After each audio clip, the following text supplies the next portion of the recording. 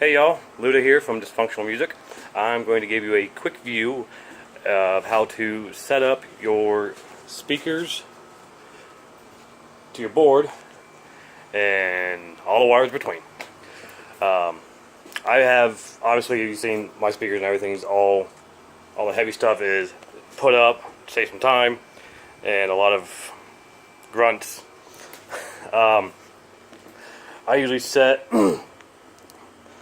I usually go ahead and hook up my power strip to my speakers, and then after that I will hook in my XLR cables. And actually before that, I hook up my my extension cord to the power strip that I have hanging off of my cabinet speaker.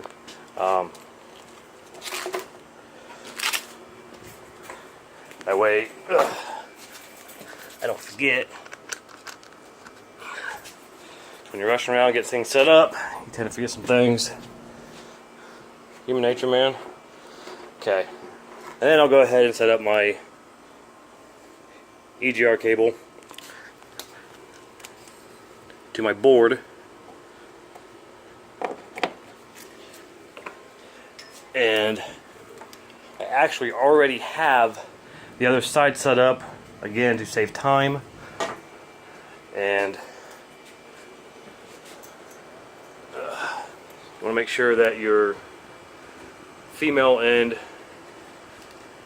ends go in the appropriate slots, left for left, right for right. And then I'll hook my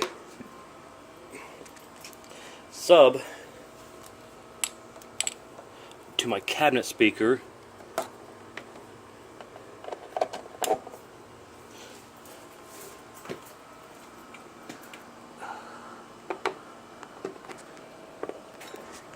Okay. And now we got the speaker set up. We can go ahead and work on setting up the board to the laptop and your power strip. All my stuff runs through a little box to it helps with in case there's any power surges or anything like that, so that way not everything gets damaged if that were to happen. So go ahead and set. Okay. So we got the board plugged into the power strip, and we'll go ahead and hook up our USB cable from the board to the power strip. And I've already got my microphones, XLR cables hooked in from the board to the microphone receiver. If you have like I say, you only run one microphone, excuse me, most of those I've noticed are you have to sync the microphone with the receiver. Mine, I do not. They're all color coded, so therefore they are pre-synced with the microphone. Costs a little more, but it's worth it, I think. And then we'll go ahead and hook your USB to your laptop, and we'll go ahead and hook up our microphone receiver to the power strip.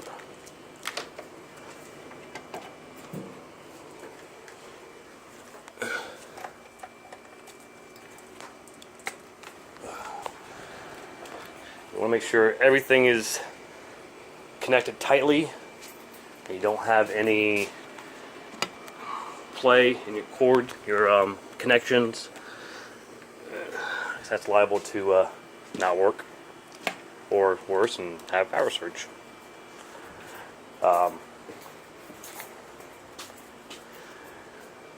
They also, with the XLR cables, they do make them with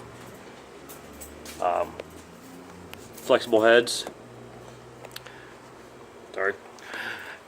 And again, more pricey, but I think it's worth the money.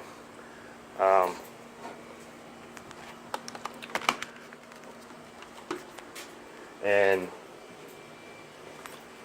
a little note, before you set anything up or all that, make sure everything is off. Your speakers are turned off, your powers, your surge protectors, your board, because with electricity, you know, from basically the wall outward, and then vice versa when you turn everything off. You go from the speakers back to the board. Okay, so now we got all those wires hooked up. We just need to hook up our audio cable from the laptop to your inputs to your board. Red with red, white with white. Obviously, at least it's obvious to me. And then the last thing that you need to hook up is your external hard drive to your board.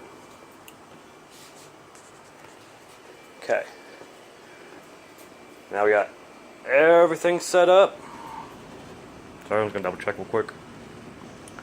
So that's something you always want to do, is double check you got everything hooked up and you didn't forget a wire or something like that, because then you're not going to get power.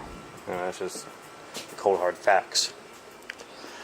Okay, everything's hooked up. Alright, so got our laptop on. Gonna close that.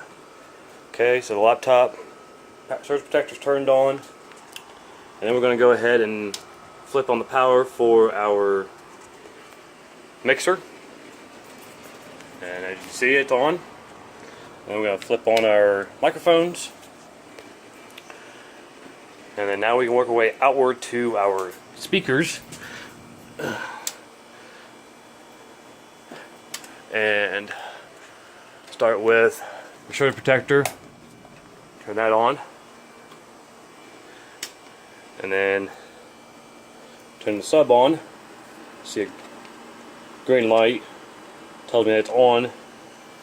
There's also a secondary indicator on my subs. There's a little blue light right here. That tells me it's on as well. Or you can just hear for the fan. There's so many ways that you can tell it's on. Okay, and then I usually set my volume level about half on my subs. And that's as far as I get, because my subs are 18 inches, pushing 1,000 watts.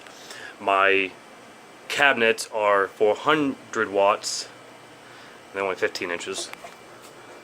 So, just to compensate each other and everything meshes together properly.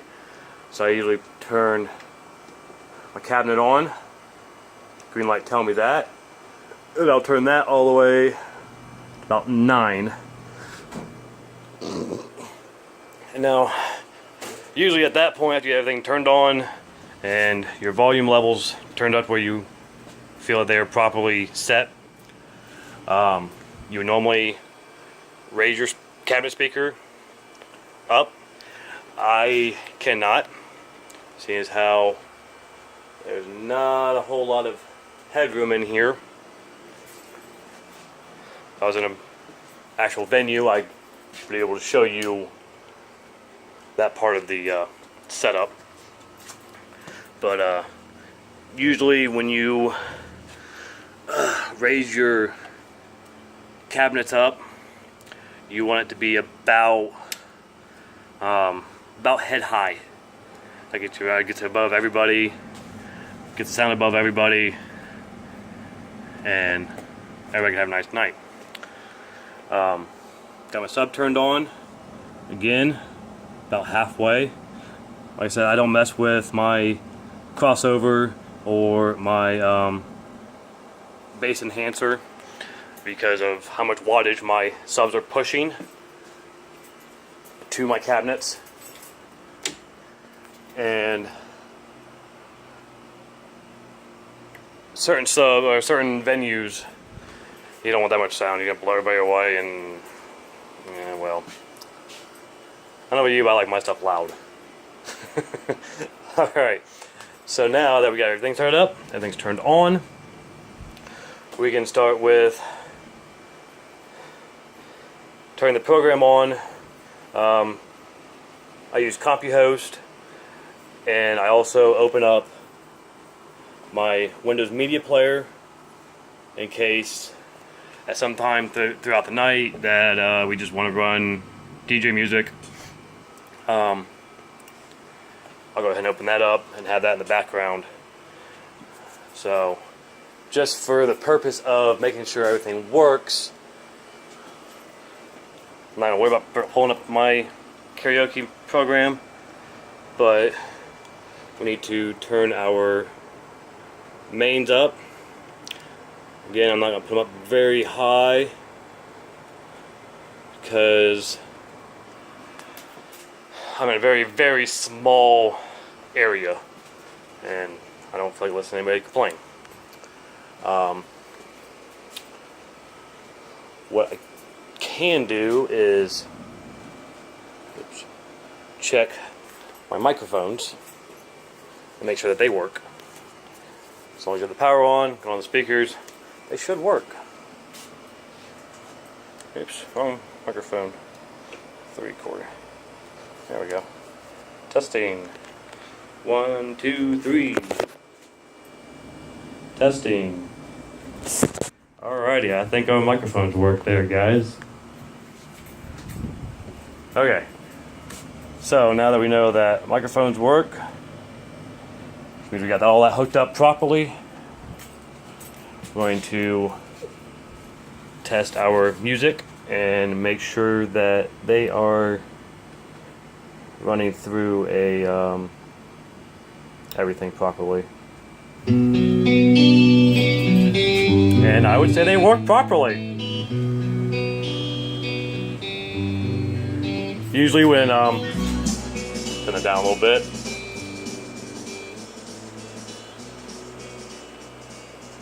When I do my sound checks, I will physically go to each speaker and actually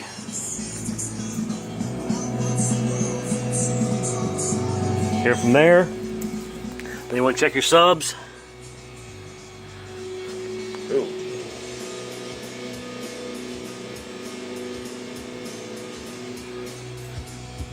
Alright, I hear those on that side.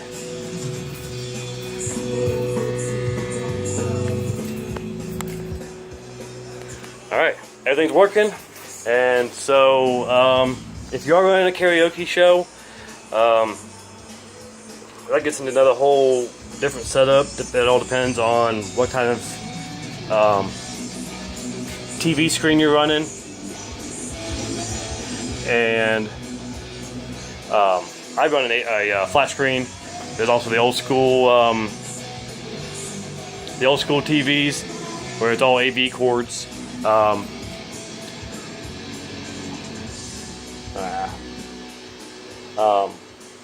And so, like I said, that's just a different setup. It's not really all that complicated. If you got an HDMI hookup, you just plug it into the TV with the HDMI and plug it into your laptop and your HDMI port. If you don't have an HDMI port, then you're going to be using the box TV. So that's all I got for the day. I hope you all enjoyed the video. Again, I'm Luda from Dysfunctional Music. Follow me on Facebook, Twitter, and I hope you all have a great day.